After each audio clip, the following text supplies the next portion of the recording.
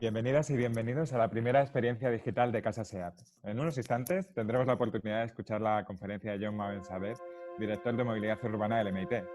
Esta charla será íntegramente en inglés.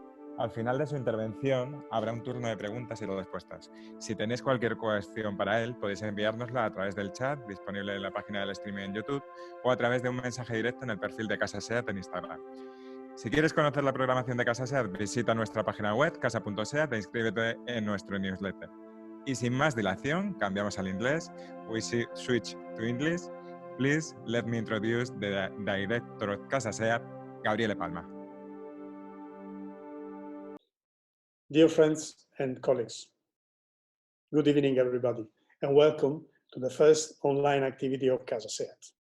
I am Gabriele Palma, the director of CASA SEAT, and today we have as a keynote guest speaker, John Moavenzadeh. But before introducing John, please let me explain briefly the goals of CASA SEAT and why we are online today. CASA SEAT is a tribute to Barcelona. It was conceived by SEAT, who was actually born in this city 70 years ago. It's a tribute to this city. And we say that CASA SEAT is the place where the city moves. In the space that we have created, we want to share innovative and relevant activities connected to the future of mobility, but also to sustainability, to innovation, to entrepreneurship, and to urban culture. The opening of CASA SEAT was planned on April 23rd. It's a special day in Barcelona. It is dedicated to St. George. It's an event colorful and pleasant. Thousands of citizens walk in the streets, buying and offering books and roses. But due to the COVID-19 outbreak, we had to postpone the official opening. And the streets today are empty, not only in Barcelona, but in many cities in the world. Therefore, we wanted to keep, in any case, our promise, and we decided to open our doors, at least digitally. So, on April 23rd, we launched the CASA.seat website, and we started with digital activation, which represents a teaser to the contents that we will actually share also physically within the space of CASA SEAT. And today is the first digital session. We will talk about the impact of COVID-19 on the future of global urban mobility. And John Moavenzadeh, Director of Urban Mobility at the Boston MIT, will talk about this fascinating theme. I'm really keen to learn from the innovative thoughts of John, who is one of the most inspiring experts regarding the future of mobility. And I also invite you to raise your questions, because at the end, then I will be able to share your questions with John, maybe not all of them, and then John will kindly answer to them. Welcome, John. How are you? Thank you. Very good. How are you, Gabriele? Very well, and really excited to listen to you. John, Please, go ahead. Before leaving to you the words, please let me go through your impressive curriculum, because I went through and I have selected a few lines.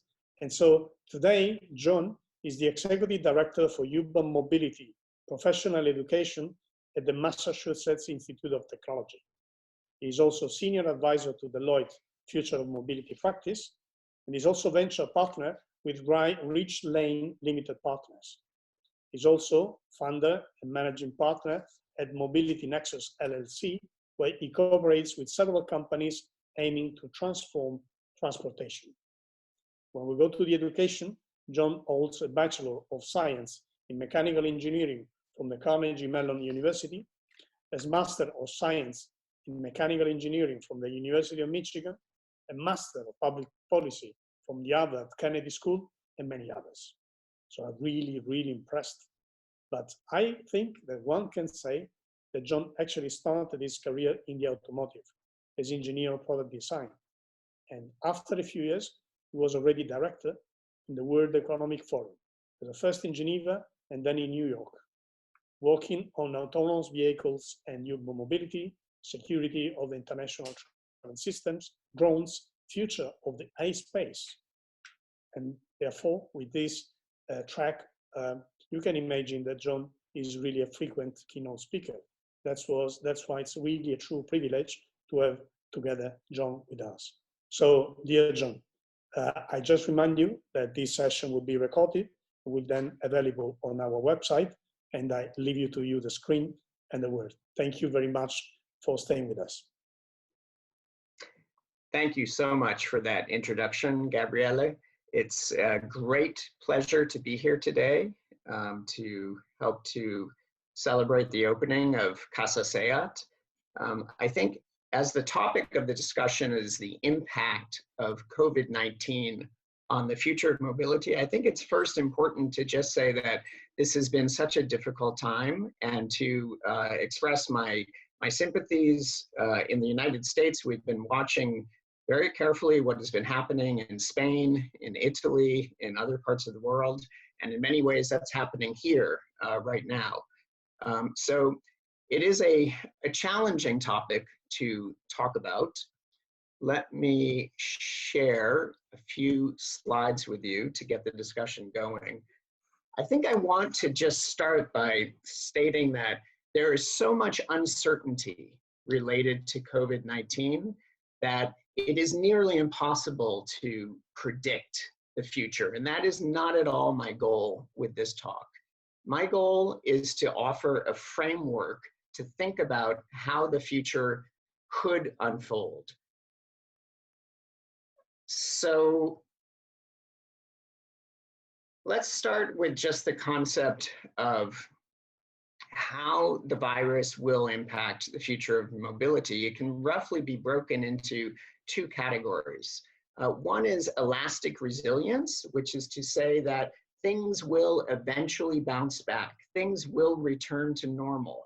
It will take some time, but we will get back to normal, perhaps even overshooting when we think about the pent-up demand that exists. How many of us are eager to take a vacation holiday to the beach, to the island?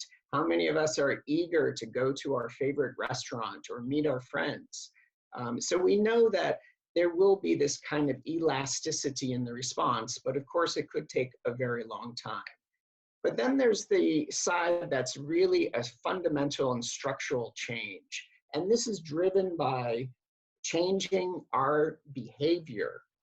So our habits will be reshaped as we all live through the effects that we're living through today with this virus. Now, if we look back 100 years and we think about the deadliest of the viruses, the global influenza pandemic of 1918, this chart shows what the shape of the death curve looked like in the United States. And as you can see, there are three waves. March 1918 was the first wave, but by the fall 1918, a second wave hit that was far deadlier than the first wave. And I think it's very important to think about, what the shape of the coronavirus curve could actually look like. Will it be a sort of clearly defined peak curve, or will it be a more what I would call a snake curve, where there are second and third waves that are perhaps even more lethal than the first wave? And when we think in that context, the more likely we are to live through a peak curve, the more of the response, I think, will be that elastic resilience. However, the more prolonged the impact of the virus on health and on our social fabric, then we will start to see some of those fundamental behavioral changes, which will induce structural changes for the future of mobility. So if we look at this through the classic 5 lenses of scenario planning: economic lens, social lens, political, environmental, and technology, and we ask, what does COVID-19 mean? Well, clearly we're seeing just a tremendous catastrophic effects on the economic and financial side. Tremendous amounts of personal debt, government debt, business debt, high levels of unemployment, recession. Just yesterday in the United States, the first quarter GDP results were in with negative 4.8%. which is really the highest that we've seen in this country since the economic crisis of 2008. But I think perhaps more sobering, some of the government officials are stating that the second quarter will be far worse. And that brings us to levels that we've seen going back to the Great Depression of the late 20s and the 1930s. So very sobering indeed. In terms of the social impact, obviously social distancing has a profound impact on mobility, the levels of stress and isolation that people feel, our newfound comfort with engaging in digital media. On the political front, we see tension, a sort of polarization between those that suggest that the health and welfare of people should come first, and those that perhaps take a practical approach to say, yes, but we also need to look at the significance of the economy and jobs. I think we see impacts on the sort of the national focus and perhaps some elements of reverse globalization that I'll talk about in a little bit. Some positive environmental effects that we've seen in terms of global emissions from the virus. And on the technology side, certainly, I mean, moving forward with advanced digital platforms, and I think as well relevant for mobility, robotics, and autonomy. So what does this actually mean for mobility? Well, fundamentally, on the economic side, it reduces the demand for mobility. And we know that people consume mobility related to their level of personal income.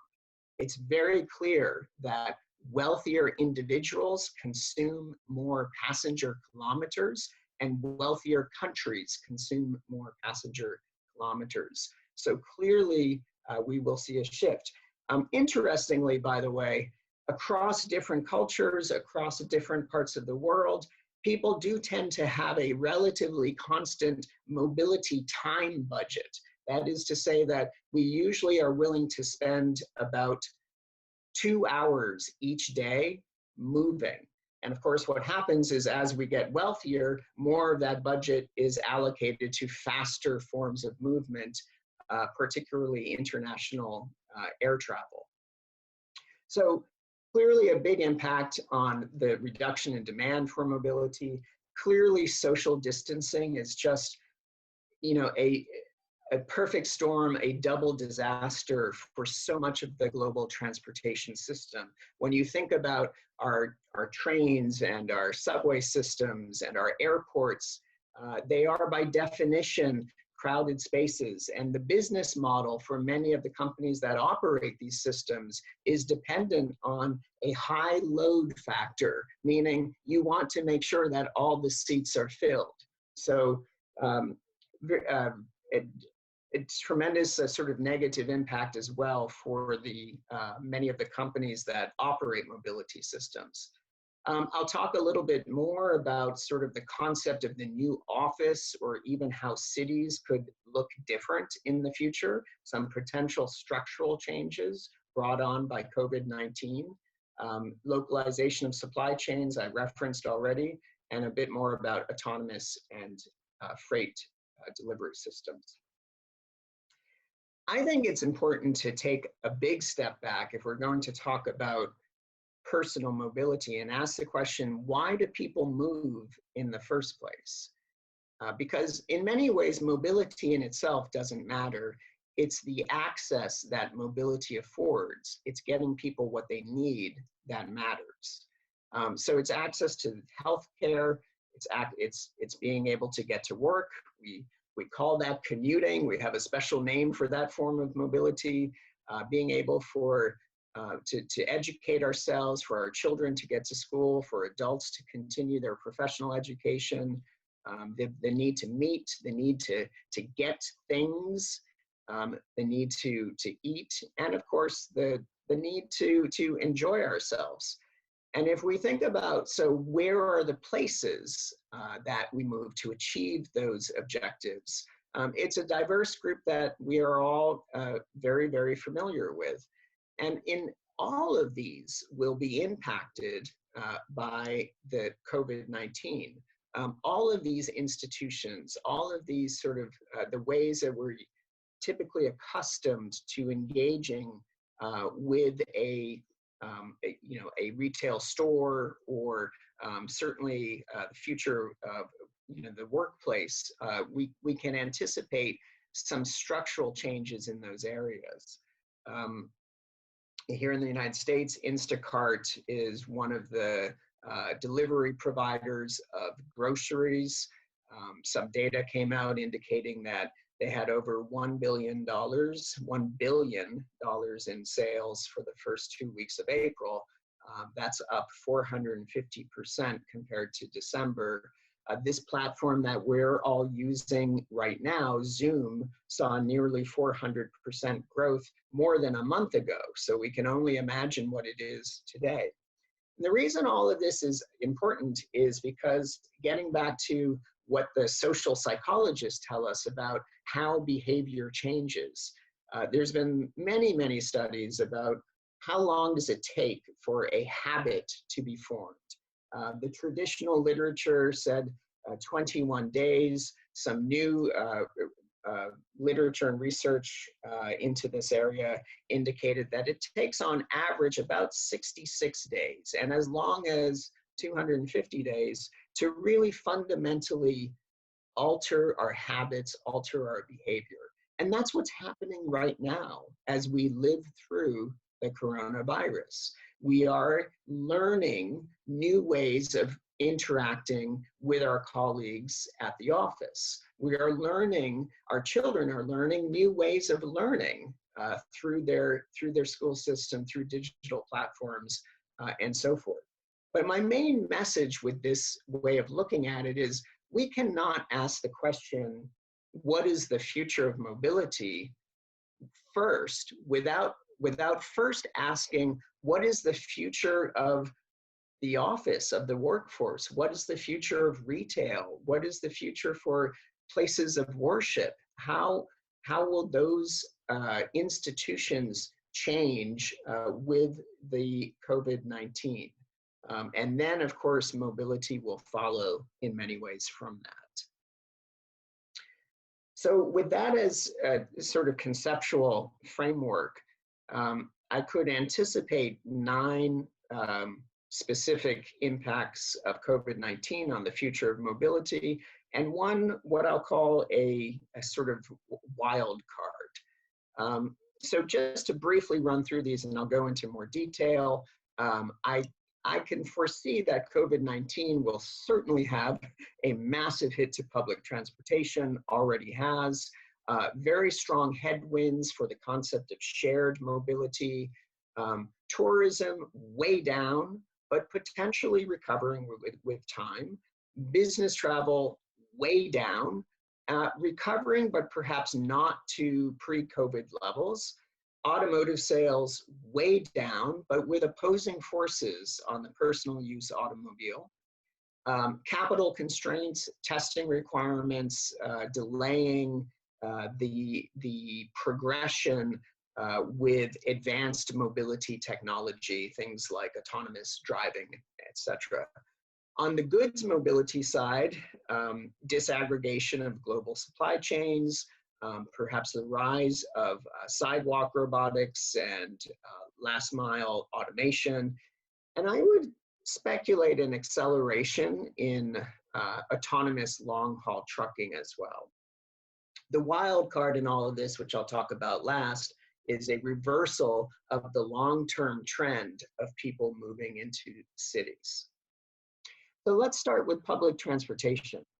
If we look at 10 major cities around the world, these are data from a popular app. So it's not the actual ridership data, but it's a very good proxy for that data. And if we look at essentially public transportation usage from January 15th of this year to earlier this week, we see some very precipitous declines. In Barcelona, 82% down from January 15th.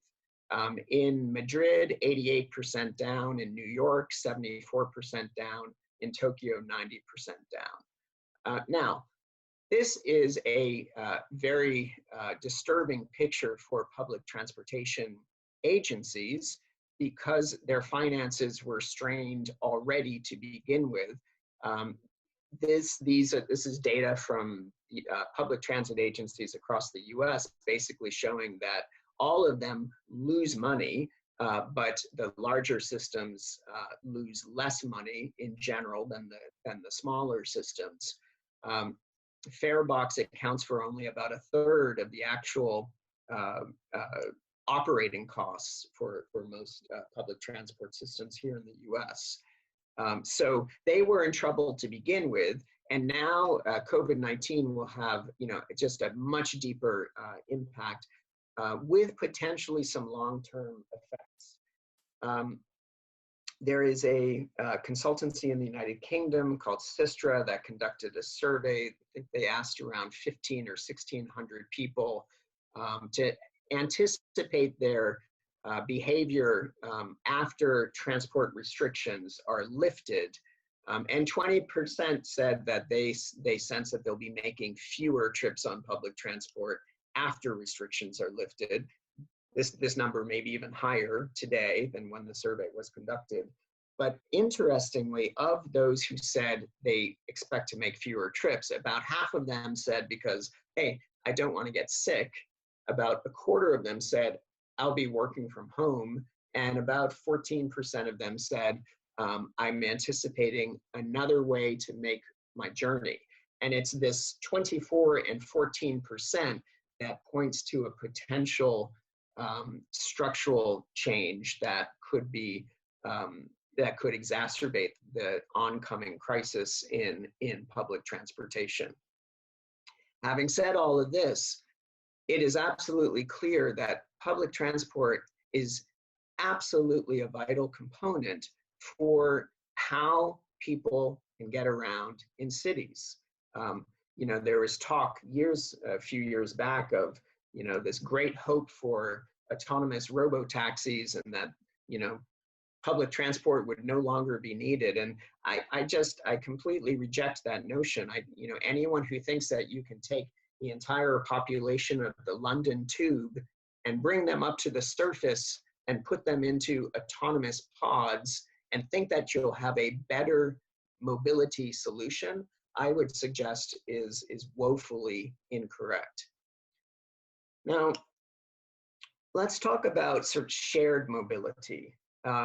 In the sort of, pre-COVID world, you could say that, the future of urban mobility, of how we get around in cities, really comes down to these 7 important words, and that a tremendous amount of value could be created with the combination of autonomous, shared, and integrated mobility systems, meaning autonomous vehicles that have far more than one occupant. In fact, probably don't look too much like personal use automobiles. They may look like small shuttles, and which are integrated with the public transportation systems and other transport networks in a kind of seamless way. In many ways, this is and continues to be the holy grail of mobility. But the shared part of that is such an important component. And in the age of COVID-19, shared mobility all of a sudden has a very different meaning to all of us. So very strong, I think, headwinds for this kind of key component of the future of mobility. Just a word on, Uber, and this traditional rideshare is generally not shared, Didi, Uber, Lyft, etc. Most of those trips are single passenger trips, but similarly with the virus, we've seen precipitous declines in rideshare usage. This is proxy data for Uber rides on a worldwide basis. Turning over to air travel.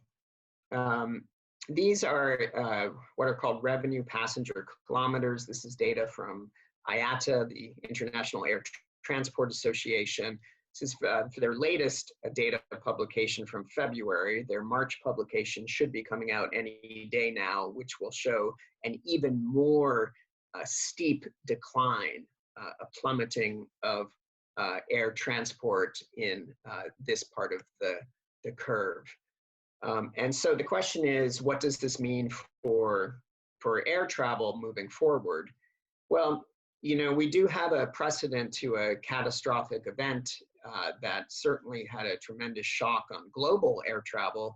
Even looking at data on air travel within the United States, we see that it took about almost 3 years for air travel in the United States to recover to pre-9/11 levels after the event. And so we can perhaps map some of that onto COVID and to anticipate that it will take some time for tourists to come back. Obviously, Spain is, you know, one of the world's most important tourist destinations, one of the highest destinations for tourism. You know, to what degree can we expect a drop in international tourists to Spain? I would say quite significant in the near term, but the good news is that it's likely to recover with some time, and as people's economic ability, obviously tourism is discretionary spending, as that recovers, then we can expect the tourists will eventually come back. On the business travel side, I also a recovery, but I do anticipate that we will see some permanent substitution and some practical, you know, do we really need to make that trip? Can we just conduct the meeting or a series of meetings via Zoom or some other digital platform? Switching gears to the personal use automobile, we can see two sort of opposing forces. I mean, on the one hand, new cars in particular are very expensive, and in today's environment, you know, we will see a significant decline in automotive sales. I expect the second quarter global automotive sales data to be just terrible this year. We see also, you know, getting back to the demand patterns of mobility, people who have lost their job have less need certainly for a new car. The tailwinds is that the traditional personal use automobile, there was this song in the 1980s that said, "Here in my car, I feel safest of all. It's the only place to be." And there is this notion that a car is a kind of protected personal space. And in the era of coronavirus, that could be a positive force for automotive sales, perhaps more so for used automotive sales than new car sales. Temporarily, we're seeing lower fuel and insurance costs, and then long term, there's this wild card of reverse urbanization, which I'll talk about. But let me just take one step back here, and to all my friends at SEAT, you know, as Gabriela mentioned, I started my career as an automotive engineer, and I'm very passionate about automobiles, and certainly SEAT builds some beautiful automobiles. But we have to take a step back and ask, you know, to what degree the personal use automobile is the right solution for cities. And, you know, increasingly, I think this is coming into question. Automobiles typically weigh 10 to 20 times the weight of the people that they are carrying. They sit idle for 95% of the time. It's an expensive and underutilized asset. They tend to be designed for the extreme use case. So we might get a bigger vehicle for the few times that we take the family vacation, or we might get four-wheel drive for the few times that we get snow in the winter. And they take up a very large footprint on city streets. And that is a very precious public asset that could be utilized more efficiently. And I think cities are very much increasingly starting to view it as such. So fortunately, we've seen automakers very much shifting from, how can we make better cars to sort of how can we be part of this urban mobility solution. And I think it is a credit to, to SEAT, to Gabriele and his team for opening an institution like CASA SEAT, where you can actually engage with people and the people of Barcelona and say, what do you think? Moving on to some of the more capital-intensive technologies, things like urban air mobility, autonomous vehicles. The point of this slide is to say that these things are very costly ventures. This is a dated data stream, but showing that venture capital investment in autonomous vehicles peaked at over $10 billion in 2018. That's venture capital. This is not taking into the very deep corporate pockets. Obviously the big automakers are all very much invested in this technology, and Waymo and Tesla and other players. The point is that it costs a lot of money, and we are entering more of a capital constrained world. The testing, we still have a need for test driver, and the virus presents some complexity for that. I think long-term, I'm still very much optimistic and even bullish on all of these technologies, but I can imagine a kind of a delay or setback. And actually, I think just earlier this week, Ford announced that they would be delaying their autonomous program by at least a year.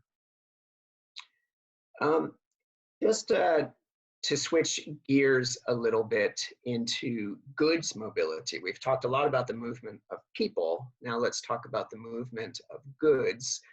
In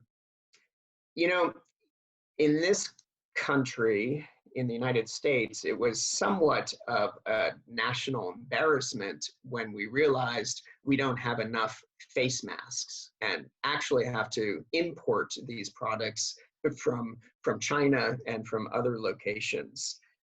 When we realized that so many of our pharmaceuticals are sourced in China and India and other locations. And I do think that there has been a sort of awareness of the complexity of global supply chains over the past 2 months that most of us hadn't necessarily considered earlier. And we could see some longer term structural repercussions of that in a movement toward more localized supply chains or more nationally sufficient supply chains. This is a picture of a Silicon Valley company, Neuro, that is producing these sidewalk delivery robots, and maybe this is really the golden age for a company like this, where it seems like a ideally suited solution for these difficult times with the virus.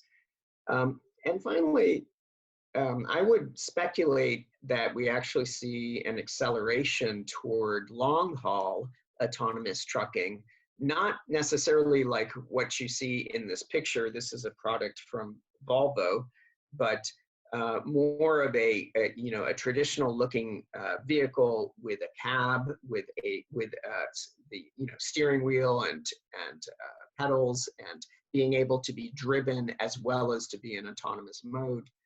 It seems like we could see some movement in that direction.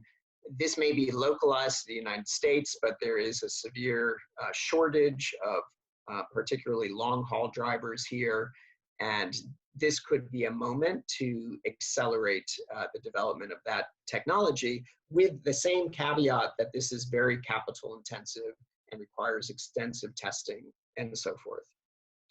So Those are 9 impacts on the future of mobility. Just to close out, I'd like to talk a little bit about the wild card, which is reverse urbanization, which is the concept that actually cities become less desirable to live in a sort of protracted age of viral contagion. And the pre-COVID view is really that urbanization is one of the fundamental drivers of mobility. People who live in cities tend to be wealthier. As I said before, people who are wealthier tend to consume more mobility. And so it's a driver of demand. If we see a reversal of that trend, which I'm not suggesting is likely, but I am suggesting that if it were to happen, it would be significant. As people in an economically constrained time, living in many cities is very expensive for housing. They may wish to reconsider that equation. Businesses, many of whom have been operating very productively during the crisis, may say, why do we have that expensive office downtown? We may potentially see some of that effect, which would be, I think, in many ways, a real game changer for the future of mobility. And that's what's indicated here with, as we talked about before, the sort of the potentially structural effects of shifting consumers and the new technology. So that's I think, very sufficient to sort of start the dialogue. These are a few ideas. I thank you very much, and now I would welcome any questions that anyone may have. And back to you, Gabriele.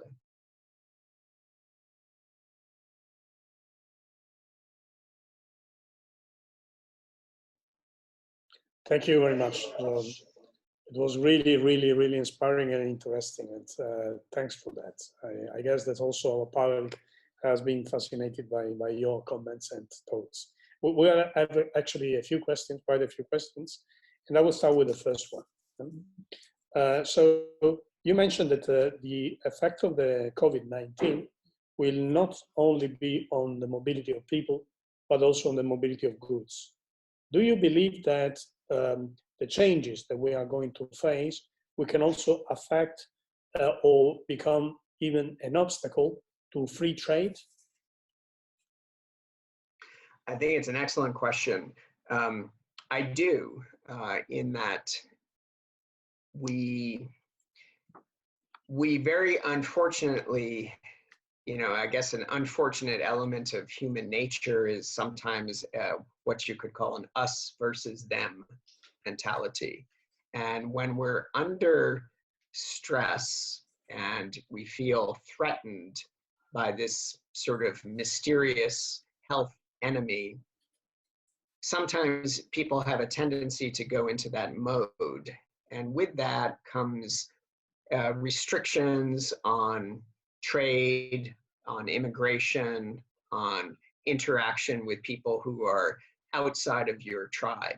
So I would suggest that yes, we could expect to see some of that, increase in protectionism, trade protectionism, moving forward. And I also, as I talked before, I also see on the demand side more of a focus, or at least a recognition that there's certain things that probably countries should, in fact, be able to produce on their own without being reliant on others. Now, clearly, I think it's a different discussion when you're talking within Europe and you have a very strong functioning economic bloc with the European Union. So I would suggest maybe there the concept is more Europe versus rest of world. But I think in the United States, we're certainly seeing, regrettably, I think some pressures in that direction. Well, it's not really encouraging, but I think it's important at least to be prepared and to know about this. This also reminds me one of the comments that you have done about how the COVID will create, the COVID effect will create some rejection also to the globalization. point of view, you know, the pressure.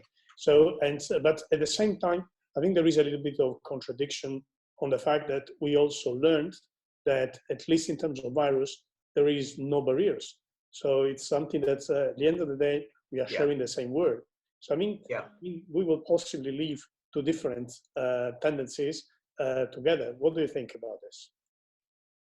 Yeah, I mean, you know, there's certainly there's so much encouraging and hopeful reason for hope that's come from our response to the virus that I wouldn't want to overshadow that with the negative. And we have seen tremendous examples of scientists that are collaborating on, you know, on a global basis. I mean, this is really, you know, the hunt for the vaccine is perhaps one of the greatest coordinated scientific endeavors ever undertaken by humanity. And that's very encouraging and very impressive. So I don't want to lose sight of that as well. Cool, thank you very much. Another question. How governments can create value in these emerging environments is one of our public asking. How can governments really help in this situation and create a value in this environment, also regarding mobility? You know, there's been so much discussion about the role of government during the pandemic, and you know, many folks have said that the role of government, first and foremost, is to protect their citizens, and so that means, you know, protecting from something like COVID-19. And you know, I think everywhere around the world we've seen governments, well, maybe not everywhere, but we've seen governments that are really, you know, certainly trying to do the best job that they can. And I do think when, you know, and it's not necessarily the head of state, right? I mean, here in the United States, we've had a number of state governors who have been very proactive, engaging with their people in their state and really on a national basis and being part of the national conversation as well. That I think, you know, it's been helpful to have that type of guidance coming from, you know, from state government level, as well as the role of the federal government. So to the question of how can governments create value, I think that they can instruct, you know, their people based on the best scientific knowledge. This is what we know. This is how you can stay safe. You know, that's the primary objective. Then, of course, we get into the economic stimulus, and you know, there is a role for government there, right? In times of extreme crisis, for a government to step in and to actually start spending. And I know that that's deficit spending, debt spending, and so forth. But you know, there's, I guess, in the economic literature, there is a compelling precedent for when that set of policies has been effective in the past. So I think when that's done right, government can also play a very important role in terms of helping people to really manage through the devastating economic repercussions of this crisis. And do you also think that some agreements or some cooperation between different governments can help? I mean, for example, in the identification of data models shared in order at least to speak the same language in terms of numbers, evaluation, and researches. Yes, absolutely. I absolutely do. And I also think, you know, I'm not a health expert by training in any capacity, but I think even this type of international collaboration that we're having right now can be helpful to hear perspectives, because you know, people in mobility are certainly asking this question all around the world right now. What does this mean for us? What does this mean for the future? So I think to the extent that we can continue to engage in that sort of dialogue at a global level, I absolutely believe that that's completely, that's critical. There is another, thank you very much, John. There is another question regarding the tourism sector. Yeah. Tourism is one of the main business in Spain and also in other countries. Now passenger mobility is essential for the development. So how do you think this sector will evolve after the coronavirus outbreak, and what measures would you recommend to ensure the survival of passenger transport companies? I think it's a big question. Yeah, it is a big question. And again, we can't think about the answer to that question without thinking about the shape of the virus curve and how that evolves. In the optimistic scenario where we reach a defined peak and now we see, you know, a clear downward curve of infections and deaths, I think that's certainly a much better scenario in terms of the recovery for tourism. If we see prolonged curves, you know, I do think that it could be a long time, and I do think that, you know, there will be, you know, there could be some airlines and some hospitality companies and so forth that cannot weather such a long storm, and will need to go under, which is, you know, quite sad. But personally, I don't see a way around that. I mean, I think that there is opportunity for governments to step in.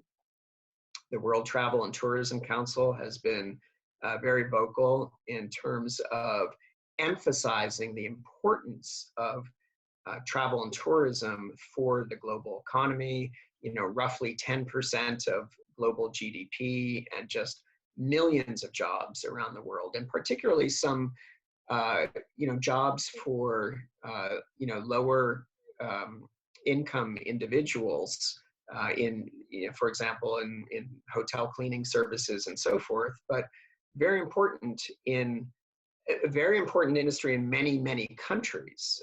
In some countries, the primary industry. So there is this message to say, you know, governments need to step in. And I agree with that, but I will also, with the caveat that that message is coming from perhaps every other industry sector out there, everything, you know, ranging from, you know, food production and agriculture to, you know, other forms of transportation and so forth. So governments obviously operate with limited resources, and they'll have to balance the needs as best they can. Thank you very much. Another question. Are you tired? Yeah. That's all right. Can we go ahead? Good.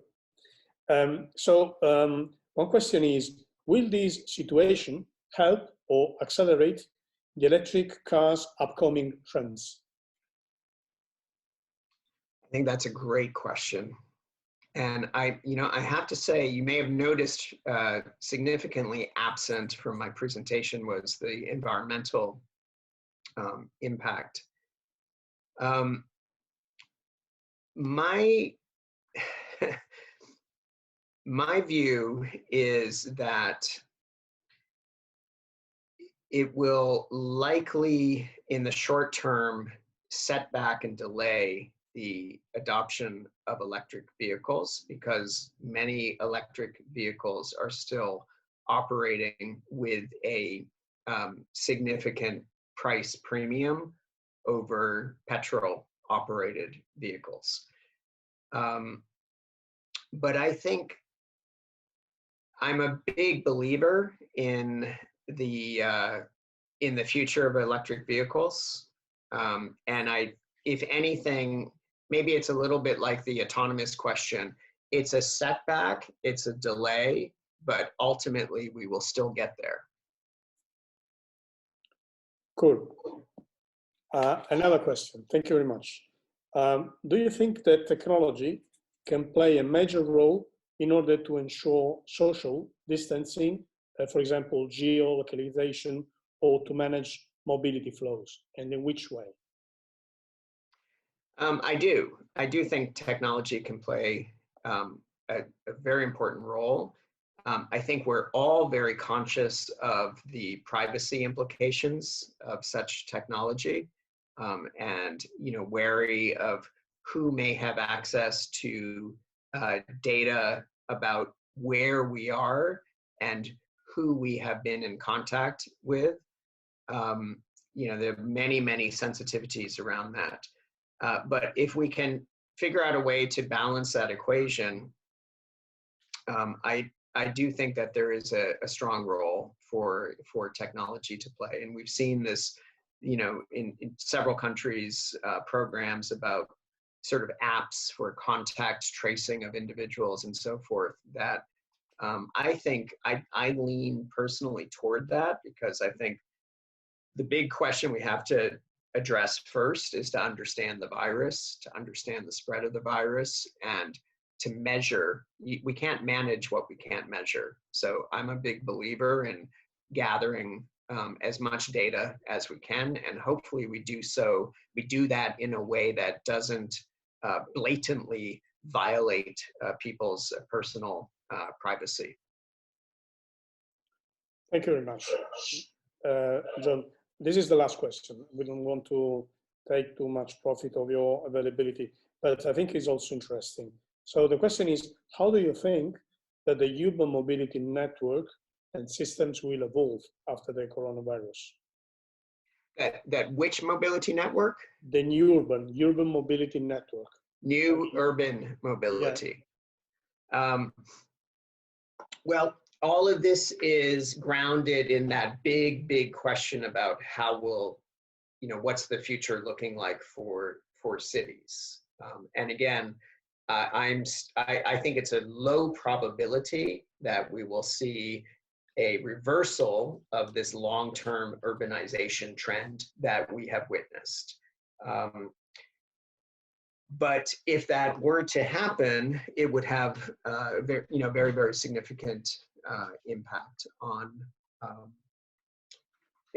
all of these new urban mobility models. For me, the greatest concerning part is a little bit to what I alluded to in my talk, which is about the pressure on shared mobility. I absolutely believe that the solution to the congestion that we saw before this crisis in so many of our cities around the world, it requires a shared vehicle sharing component, where we have to see some sort of a shift, certainly in the urban cores, some sort of a shift away from personal use vehicle and into maybe larger vehicles with several passengers. I'm not necessarily talking about putting city buses everywhere, but maybe improving the bus network and integrating it with these shuttle type vehicles. And I think, that depending on what the virus means for cities, and if we assume that cities will continue to evolve the same way, I don't think that, that investment will go away permanently. Again, it depends on what the shape of the curve looks like. But for me, it's a very important component of the solution, the shared mobility component. Thank you very much. That's also very, very helpful, because I think it's one of the streams of work that many companies are now following. There is actually a little bit of concern about a short-term reaction by the public to the idea of sharing something, Yeah. But maybe that is hopefully will change in a while.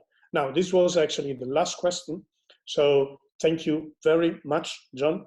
It was really, really interesting and inspiring to me, and I hope the same for the public. And I just want to thank also to the public, because actually also the number of viewers increased during the conversation, which is also very, very encouraging to me, and also means that it was actually very interesting. So I also want to thank all the people invited, who was involved in the in the organization of this conversation, because I think that in terms of organization, everything was working well. This is a live conversation. It was a challenge at the beginning, but I think we made it. And I also would like to invite the public just to remember that we will go ahead with such a kind of conversation on digital platforms. And we will have also a date. It's on the 5th of May. It will be at 6:30 p.m., same time. And we will talk about what are the challenges of launching a new company in this very special situation. We will also count on the contribution by Javier Jimenez, who is the CEO of Moavenzadeh, Eneco Knorr, who is the founder and CEO in several successful startup accelerators in Spain. And the meeting will be moderated by Alejandro Vesga, who is the director of the magazine Emprendedores. Now, having said that, I want just to repeat a really, really big thank to John, to your time, to your words, and to your efforts in order to give us your view about the future of mobility. So, thank you for inviting me, Gabriele.